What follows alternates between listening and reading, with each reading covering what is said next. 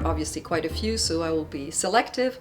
One of them is resource management and redistribution surrounding, Canada as a resource economy, and some of the tensions are around the building and the expansion of pipelines to transport oil, basically oil and gas across certain provinces, and there are tensions between provinces that want to export their products, notably Alberta, which is landlocked, and British Columbia and some other provinces eastwards who don't want to have the pipelines cross their lands.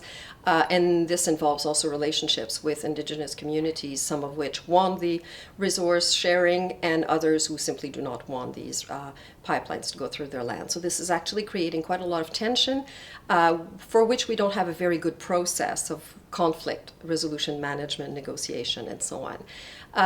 A second issue that is of interest is the 50th anniversary of the Official Languages Act, which recognized French and English as equal languages in federal institutions. And there are calls for modernizing, revamping, revisiting, and at the same time, and there will be a connection with the previous item I mentioned, the recognition of Indigenous languages and what status they might have, and increasingly a recognition of possibly other languages given the immigration component of the Canadian population. So the question of whether Canada should remain bilingual or move into something different is actually sort of on the agenda, but developing.